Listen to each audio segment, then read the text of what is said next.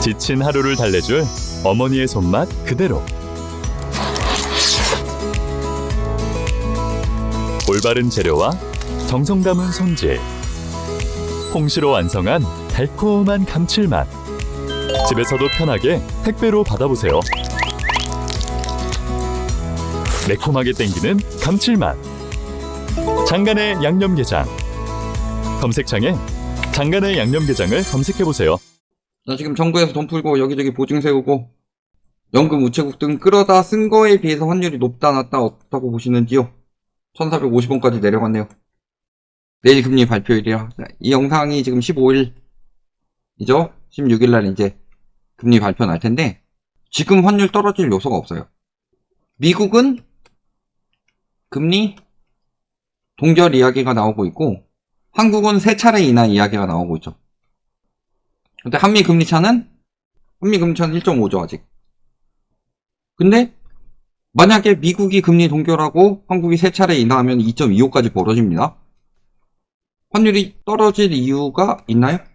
문제는 이 상황에서 방금 이제 소비자 물가지수 발표 났는데 2.9%가 나왔습니다.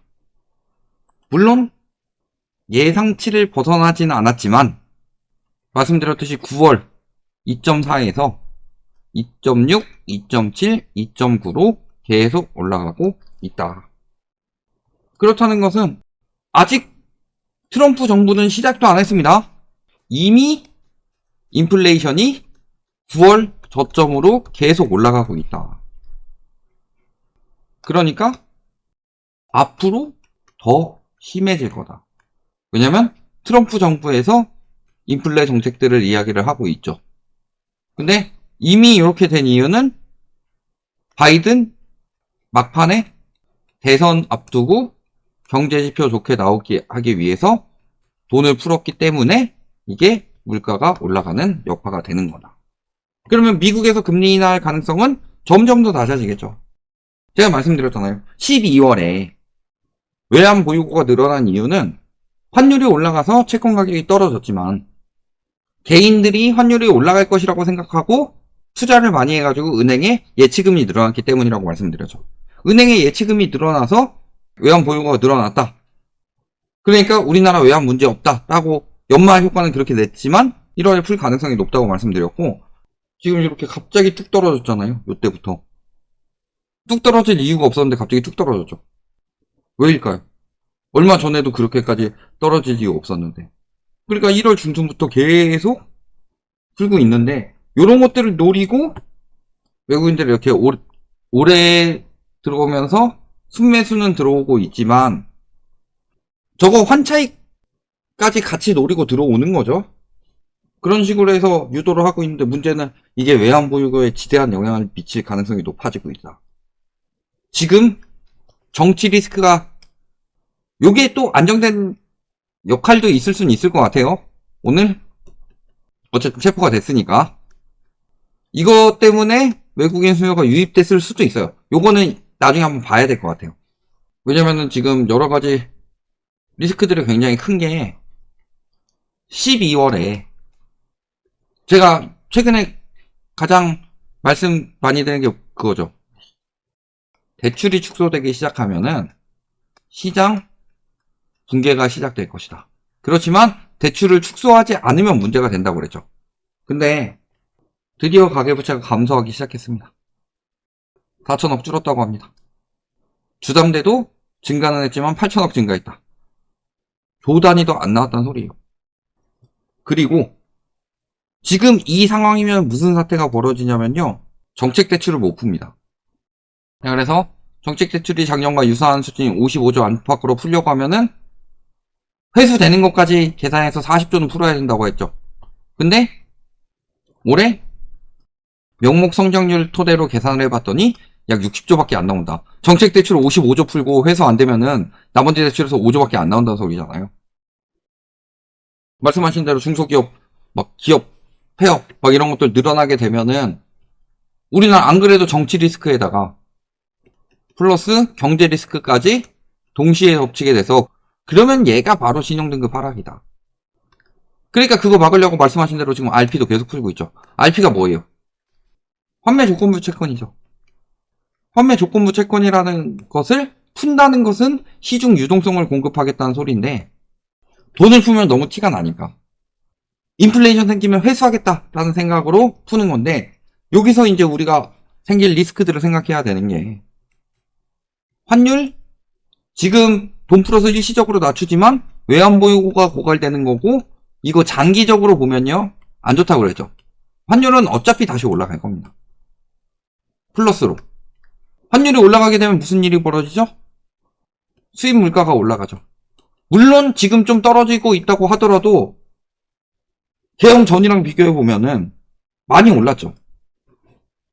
그럼 수입 물가는 당연히 올라갈 테고 여기에다가 RP를 푼다. RP는 시중 유동성 공급이죠. 회수 가능한 유동성이긴 하지만 회수하기 전에는 당연히 인플레이션을 자극하죠. 여기에 수입 물가가 올라가는 게 환율 때문인데 환율 플러스 뭐가 있어요? 물가가 있죠. 그냥 물가. 예를 들어서 달러를 사용하는 나라들의 물가. 대표적으로 미국이 있죠. 미국에서 수입하는 물건들이 환율 리스크로 인해서 물가가 올라갈 건데 문제는 미국 물가도 오르고 있다. 지금 2.9%까지 올랐다. 만약에 한두 달 정도 더 지속돼가지고 3% 넘어가게 된다면요. 미국에서 금리 인상할 겁니다. 이게 다 우리나라 리스크예요. 이게 뭐 공포 조장하는 채널이냐? 그리고 또 뭐였더라? 혼란을 준다. 사람들한테 겁줘가지고. 지금 제가 이야기하는 것들 터무니없이 들리죠. 근데 제가 2022년, 2023년에 이야기했던 것들이요. 터무니없게 들렸는데 지금 다 일어나고 있어요. 제가 그때 환율 계속 올라갈 거니까 달러 사줘라. 경제 위기에 가깝게 경기가 침체될 것이다. 디레버리징을 하지 않으면 글로벌 금융위기 넘어설 것이다. 집값 떨어지면 전세가 같이 떨어질 것이다. 다 이런 것들 아니다. 뭐 집값 떨어지면은 전세 수요로 이동해서 전세가도 올라가고 뭐 이런 식으로 다 이야기했었는데 지금 제가 말씀을 드리잖아요. 그때 허무맹랑하게 들렸던 것들이 지금 이뤄지고 있다. 대출 회수도 안 일어날 것 같았죠? 작년 말에 저축은행에서 대출 회수 시작했죠. 이금융권에서는 앞으로 번져갈 수도 있습니다. 이거 다 앞으로 벌어질 일들이에요. 지금 이미 경고했던 것들이 벌어지고 있고 그게 가속화되고 있다. 근데 그때는 제가 여러 가지 경고를 했지만 이제 남은 경고 몇 개 안 남았죠. 경제위기, 트리거는 안 터졌지만 경제위기는 왔다. 트리거 터질 것들이 몇 가지 남아있다. PF나 디레버리징 해야 되는 가계부채라든가. 환율, 앞으로 더 문제 될 것이고 제가 그때 이야기했습니다. 최소 1,600원 튄다고. 물론 그때는 잠깐 지금처럼 이렇게 올라가는 게 아니라 팍 튀었다 떨어지는 거라서 그때는 빨리 상투를 보지 말고 어깨 넘어섰을 때 팔아야 된다. 요 말씀 드렸었고 위험 자산들 문제 생길 것이다. 인플레이션 안 끝났다. 제가 인플레이션 이야기는요. 미국에서 금리 인상 멈췄을 때부터 계속했습니다. 인플레이션 이번 거 돈 어마어마하게 풀어서 생겨난 인플레이션이기 때문에 그 돈 회수하는데 시간이 오래 걸릴 건데 금리나 빨리 들어가게 되면은 당연히 인플레이션 다시 생길 수밖에 없다. 2차 오일 쇼크 때처럼. 그때 저처럼 이야기한 사람이 있었어요?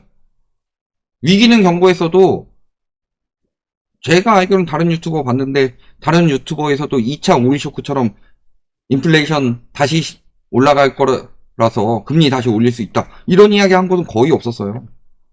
제 기억에 있는 곳은 없어요, 적어도. 물론 지금이야 뭐 옐런이 돈 푼 것들 이런 것들 나오고 뭐 트럼프 리스크 이런 것들 이야기했지만요. 옐런이 돈을 안 풀고 트럼프가 아니라 해리스가 됐어도 지금 같은 속도는 아니겠지만 인플레이션 다시 생겼을 거다.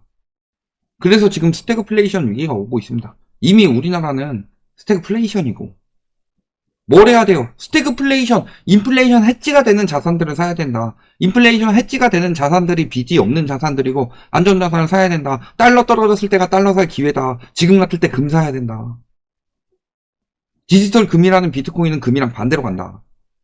물론 워낙 유동성이 과잉됐으니까 지금 미국 주식에도 들어가고 비트코인에도 들어가고 여기저기 다 들어간 거지만 인플레이션 여파는 오래 갈 수밖에 없어요.